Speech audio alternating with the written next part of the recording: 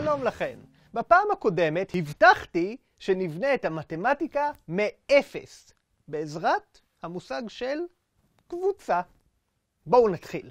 אחד מהדברים שמאפיינים מתמטיקה הוא כמה אנחנו מתעקשים להגדיר כל דבר בצורה מפורטת ומדויקת ככל הניתן.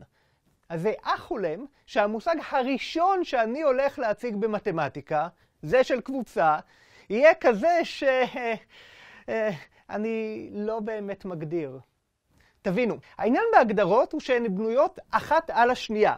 חייבים להתחיל ממשהו שלא בנוי על כלום, מלבד האינטואיציה שלנו. והמושג של קבוצה הוא כזה.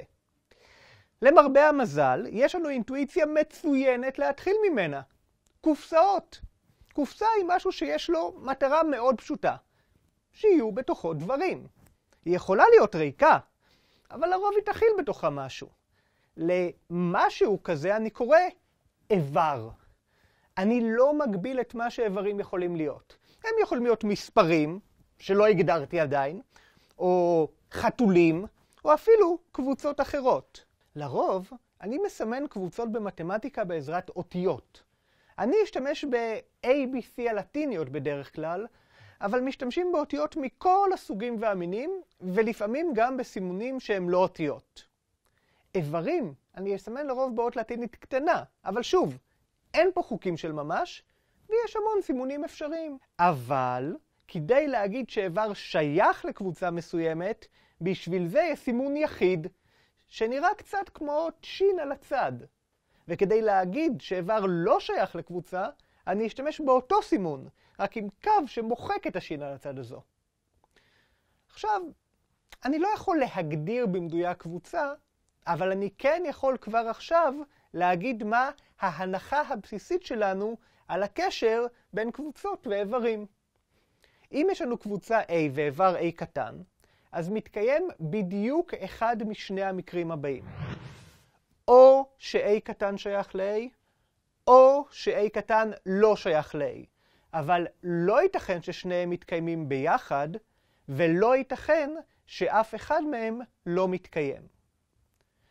הכלל הזה נשמע בסיסי, אבל כפי שאמרתי, במתמטיקה אנחנו מעדיפים לדקדק בהגדרות ככל הניתן, אז טוב להגיד את זה פעם אחת במפורש.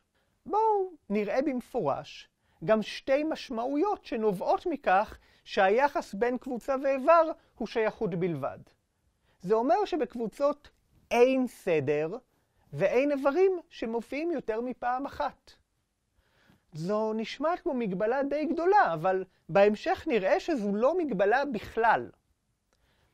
עכשיו, זה זמן טוב לראות דוגמאות לקבוצות, אבל זה יהיה בפעם הבאה. לפני שאסיים הפעם, רק אציג עוד סימון אחד שמדבר על קשר בין שתי קבוצות. נניח שיש לי שתי קבוצות A ו-B, ונניח גם שכל איבר ששייך ל-A שייך גם ל-B. מתמטית אני כותב את זה כך: אם A קטן שייך ל-A, אז A קטן שייך ל-B. על הסיטואציה הזו אני אומר ש-A מוכלת ב-B, או ש-A היא תת קבוצה של B. שני השמות הללו הם מילים נרדפות. אני מסמן את זה עם סימון שקצת מזכיר שוויון. עכשיו, אפשר להציג את העיקרון השני שאסתמך עליו בהמשך, שאני יכול לנסח בתור שתי קבוצות הן שוות, אם יש להן בדיוק את אותם האיברים. כלומר, כשאני רוצה לדעת מה ההבדל בין קבוצות, אני מסתכל רק על מה שיש בהן. כמו שאומרים, אל תסתכל בקנקן אלא במה שיש בו. לא ייתכן ששתי קבוצות יכילו את אותם איברים, אבל יהיו שונות כי למשל אחת צבועה בצבע כחול והשנייה באדום. עכשיו, מה זה אומר אותם איברים בדיוק?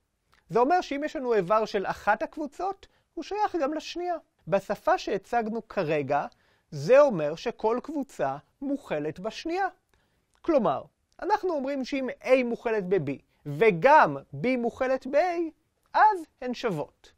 הרבה הוכחות במתמטיקה אכן מתבססות ישירות על העיקרון הזה. כדי להוכיח שוויון, מוכיחים הכלה בשני הכיוונים. עכשיו, אחרי שהבנו קצת ברמה המופשטת מה זה קבוצות, הגיע הזמן לראות דוגמאות קונקרטיות. ראשית, הסימון. כדי לתאר במפורש קבוצה, אני משתמש בסוגריים מסולסלים, שביניהם כתובים במפורש האיברים של הקבוצה כשהם מופרדים בפסיקים.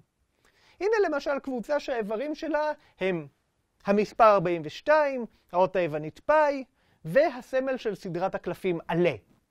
שמתי את הסמל של עלה בפנים רק כדי שנראה שאיברים של קבוצות לא חייבים להיות כולם מאותו סוג, או כולם להיות מספרים וכדומה. דוגמאות יותר מסובכות לקבוצות נראה בפעם הבאה. אז עכשיו אני רוצה להציג את הסימון עבור הקבוצה הכי פשוטה, זו שאין בה בכלל איברים. לקבוצה הזו אני קורא הקבוצה הריקה. על פי שיטת הסימון עם הסוגריים המסולסלים שהצגתי כרגע, אפשר לסמן אותה פשוט בתור סוגריים מסולסלים שאין ביניהם כלום. אבל יותר נוח לסמן אותה בעזרת אות קונקרטית, וכזו שאין סיכוי שנשתמש בה בטעות למטרה אחרת. אז יש לנו סימון מיוחד שמבוסס על אות נורווגית ונראה כמו עיגול עם קו עליו. איך קוראים את זה? פשוט אומרים הקבוצה הריקה כשרואים אותו. זהו להפעם, סיימנו עם ההגדרות. בפעם הבאה נראה עוד קבוצות שיש בהן קצת יותר תוכן. להתראות אז.